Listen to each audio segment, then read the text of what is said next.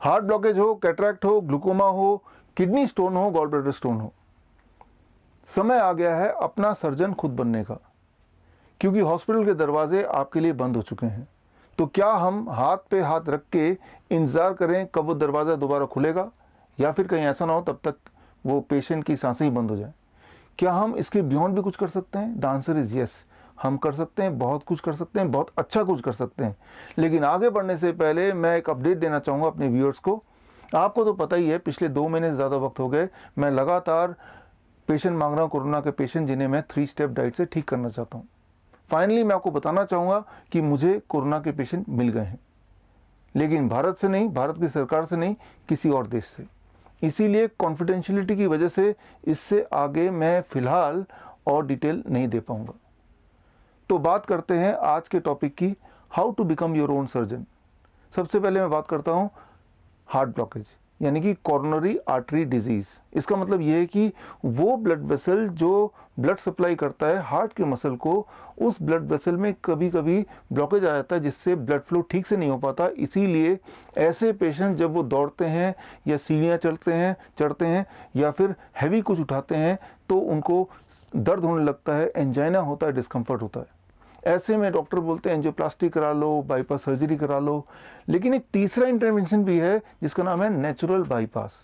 Natural bypass कोई मेरा बनाया हुआ कोई मेथड नहीं है, ये मेडिकली साबित प्रूवन मेथड ऑलरेडी है जो कि एमडी लेवल पे पढ़ाया जाता है। और नेचुरल बाईपास मतलब आपका बॉडी खुद ही सर्जन बन के ब्लॉकेज को रिपेयर करने का काम शुरू कर देता है। मैं इसको समझाता हूँ आसान शब्दों में। जब आप कोई कार खरीदते हैं, कार में 4 पहिए होते हैं, 4 पहिए के साथ साथ एक 5वां पहिया भी मिलता है आपको जिसे हम बोलते हैं स्टेपनी। उस वक्त तो उस पहिए का कोई काम नहीं होता, लेकिन वो जो मैन्युफैक्चरर है उसने वो पहिया इसलिए डाल दिया कि आपकी सफ़र में कहीं अगर कोई एक पहिया पंचर हो जाए तब आप उसे रिप्लेस कर देंगे विद स्टेपनी, ताकि वो जर्नी आगे तक चले, बीच में ही ना रुक जाए। ठीक उसी तरह से आपका और मेरा मैन्युफैक्चरर यानी कि भगवान ने जब हमें बनाया तो हमारे बॉडी में हज़ारों की तादाद में स्टेपनी डाल दी, जिसे हम बोल सकते हैं मेडिकल भाषा में कोलैटरल आर्टरीज, ताकि ज़िंदगी के सफ़र में कहीं अगर कोई एक ब्लॉकेज कहीं आ जाए तो वो जो स्टेपनी कोलैटरल आर्टरीज है, बॉडी उसे यूज़ करके आपकी ज़िंदगी की गाड़ी को आगे तक ले जाए। ये जो कोलैटरल आर्टरीज होते हैं वो बहुत ही छोटे होते हैं, माइक्रोस्कोप से वो आप देख सकते हैं। वो नेटवर्क की तरह पूरे बॉडी में है, अनयूज्ड लाइक द स्टेपनी। तो जब भी कभी ब्लॉकेज हो, चाहे वो हार्ट में हो या कहीं और भी हो, तो बॉडी अक्सर उस स्टेपनी को यूज़ कर लेता है। लेकिन बॉडी उस स्टेपनी को यानी कि कोलैटरल आर्टरीज को यूज़ तभी कर सकता है जब बॉडी के अंदर नाइट्रिक ऑक्साइड की प्रोडक्शन बढ़ जाए। नाइट्रिक ऑक्साइड की प्रोडक्शन को बढ़ाने के लिए बॉडी को खास तरह की न्यूट्रिशन की आवश्यकता है। उस न्यूट्रिशन के मिलते ही बॉडी अपना नाइट्रिक ऑक्साइड प्रोडक्शन इनहेंस कर देता है, जिससे कोलैटरल आर्टरीज के माध्यम से blood vessels which is a blood vessel, blood supply होता है to the heart, and heart starts functioning like before, पहले की तरह जब वो बहुत स्ट्रांग था। तो आपको क्या करना है, इसके लिए सिर्फ आपको करना है, you have to start with DIP diet phase 2। DIP diet phase 2 को अपनाना है। अब DIP डाइट फेज 2 क्या है, इसके लिए स्क्रीन पे दिए हुए लिंक में जाके आप वीडियो देख सकते हैं। ये वीडियो मैंने अभी रिसेंटली बनाया था, मेरे यूट्यूब चैनल में, फेसबुक में, टेलीग्राम में है, लेकिन हो सकता है कि यहाँ से डिलीट हो जाए। अगर डिलीट हो जाता है तो मेरे वेबसाइट bishwarup.com/corona में जाके ये वीडियो देख सकते हैं। तो इस वीडियो को देखने से DIP डाइट क्या है और DIP डाइट फेज 2 क्या है वो आपको पता चल जाएगा। तो आपको सिर्फ इतना करना है कि DIP डाइट फेज 2 पे रहना है, और साथ में ग्रीन और रेड जूस, ग्रीन मतलब स्पिनच यानी कि पालक, और रेड मतलब टमाटर या चुकंदर, इनमें से कोई भी एक वेजिटेबल लेंगे घुमा फिरा के, और उसका करीब 200 से 250 ml जूस निकालेंगे, फ्रेश जूस, और उसको पीने में लगने चाहिए 10 से 15 मिनट। जब पेट भरा हो तब नहीं, जब पेट खाली हो, जैसे लंच से पहले या डिनर से पहले, ऐसे टाइम पे। और ऐसा अगर आप 1 महीने तक कर सकते हैं तो ऑन एवरेज मैंने देखा है कि इट टेक्स ओनली 1 मंथ, और उसके अंदर ही ब्लॉकेज ऑलमोस्ट चला जाता है। अच्छा, कैसे पता चलेगा ब्लॉकेज चला गया? बड़ा ही सिंपल है। अगर वही वाली एक्टिविटी जिसके करने से आपके एंजाइना होता था यानी कि पेन, अब अगर उसी एक्टिविटी से पेन नहीं हो रहा है, इसका मतलब आइदर ब्लॉकेज बहुत छोटा हो चुका है या गायब हो चुका है। जब आपको आराम मिल जाए, जब पेन गायब हो जाए, उसके बाद फेज़ 2 डीआईपी डाइट की जगह अगर आप चाहे तो स्टैंडर्ड डीआईपी डाइट पे ही रह सकते हैं for rest of the life. Number 1। Number 2, जो ग्रीन एंड रेड जूस है उसका काम खत्म हो चुका है, अगर आप चाहें तो उसको डिसकंटिन्यू भी कर सकते हैं। तो लेकिन डीआईपी डाइट में रहना ज़रूरी है ताकि इस तरह के प्रॉब्लम दोबारा कभी ना हो, दोबारा ब्लॉकेज हो ही ना। ये तो ही हार्ट की बात। अब करते हैं कैटरैक्ट की बात, ग्लूकोमा की बात, या फिर कई सारे लोग हैं जिनके मोटे मोटे चश्मे लगे हैं, वो चश्मों से छुटकारा पाना चाहते हैं, उनकी बात। बहुत ही सिंपल है आपके लिए, आपको भी डीआईपी डाइट फेज़ 2 में रहना है। It takes about 3 months time, 3 महीना ऑन एवरेज लगता है फॉर कैटरैक्ट, ग्लूकोमा या चश्मे से मुक्ति पाने के लिए। DIP diet phase 2 plus shoulder, neck and I rotation exercise every day for 15 to 20 minutes. अब ये shoulder, neck and I rotation exercise क्या होता है जानने के लिए आप स्क्रीन पे दिए हुए उस लिंक में जाके मेरे वीडियो को देखेंगे, जो कुछ साल पहले मैंने बनाया था। मेरे यूट्यूब चैनल में है, मेरे फेसबुक में भी है। और इस वीडियो को देख के, वो एक्सरसाइज सीख के आप उसको अपनाएंगे हर दिन 15 से 20 मिनट कभी भी इसको करेंगे, and it takes on average about 3 months time. और आप देखेंगे कि कैटरैक्ट वाली प्रॉब्लम, ग्लूकोमा वाली प्रॉब्लम ऑलमोस्ट चली जाएगी। और अगर पूरी तरह चली जाती है तो वो एक्सरसाइज करना डिसकंटिन्यू भी कर सकते हैं, और डीआईपी डाइट फेज़ 2 की जगह आप स्टैंडर्ड डीआईपी डाइट में रहेंगे for rest of the life, ताकि इस तरह की प्रॉब्लम दोबारा ना हो। And finally, kidney stone and gall bladder stone. अब देखिए, इसमें 2 पार्ट हैं।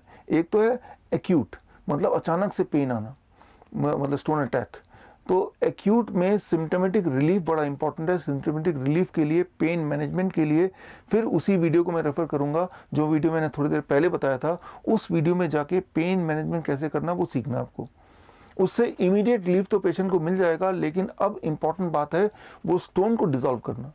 स्टोन को डिसॉल्व करने के लिए फिर वही idea, DIP diet phase 2 for 3 to 6 months. अब 3 महीने लगेगा या 4 महीने लगेगा या 6 महीने लगेगा, या हो सकता है उससे थोड़ा और ज़्यादा टाइम भी लगे, डिपेंड ऑन कि वो स्टोन का साइज़ कितना है, वो कितने सारे स्टोन हैं।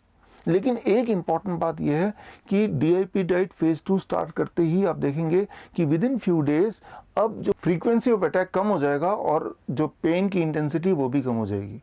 लेकिन ये तो हुई एक बात, लेकिन साथ में आपको ऐड करना है कुल्थी का दाल का पानी। कुल्थी का दाल क्या होता है, इसे कहते हैं इंग्लिश में हॉर्स ग्राम। अब देखिए, ये है हॉर्स ग्राम, और ये हॉर्स ग्राम करीब 20 ग्राम कुल्थी का दाल लेना है, एक मुट्ठी भर, और लेके उसको 200 ml पानी में आपको बॉईल करना है तब तक जब तक कि 200 ml पानी 100 ml में कन्वर्ट ना हो जाए।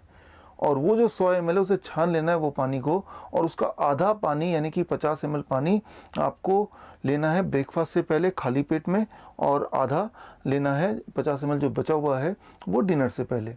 और ऐसा तब तक करना है जब तक कि स्टोन रहेगा, जो किडनी स्टोन है या फिर गॉल ब्लैडर स्टोन है। अच्छा, कैसे पता चलेगा कि स्टोन है अभी? उसका बड़ा सिंपल तरीका है।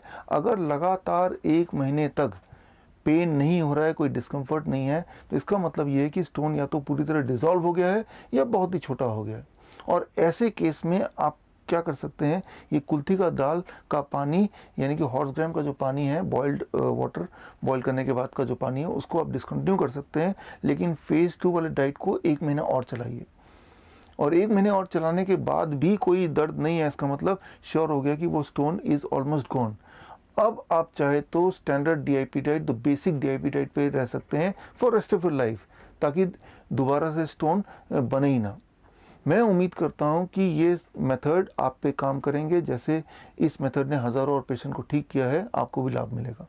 अगर आपको लाभ मिलता है, अगर ये मेथड काम करता है, तो you have to give me something in return. आप मुझे क्या देंगे? बहुत ही सिंपल है। सबसे पहले आप ये अंदाज़ा लगाइए कि अगर यही सर्जरी मुझे करानी होती तो कितना पैसा लगता। मान लो हार्ट सर्जरी करानी होती तो 5 लाख रुपए लगता, उसको आधा कर लीजिए, 2.5 लाख। 2.5 लाख तो खुद को दे दीजिए, आफ्टर ऑल आपने मेहनत की है, आप ही सर्जन है तो आपकी फीस मिल गई आपको। बाकी जो 2.5 लाख है वो अपने आसपास जो गरीब लोग हैं उनमें बांट दीजिए। वो लोग जो रोज़ कमाते हैं और रोज़ खाते हैं, पिछले 50 दिन से ना तो कमाया, शायद खाया भी नहीं होगा, काफ़ी लोग तो मर ही चुके होंगे, उनको सख्त ज़रूरत है आपकी। और जब आप देंगे तो ये मत समझिए कि आप कोई एहसान कर रहे हैं, एक्चुअली वो भी आपको रिटर्न में कुछ देंगे। जो भी मेथड मैंने आपको बताया, इस मेथड से लगभग 70, 80, 90% तो आप ठीक हो ही जाएंगे। लेकिन फिर भी गुंजाइश रह जाएगी 10 से 15% की। वो गुंजाइश को पूरा करेंगे वो लोग दुआएं देके, उनकी दुआएं ज़रूर काम करेगी, आप ज़रूर दोबारा हेल्दी हो जाएंगे। एक दिन हम ज़रूर मिलेंगे। मैं doctor Vishwaroop Roy Chowdhury, all the best, thank you, जय हिंद।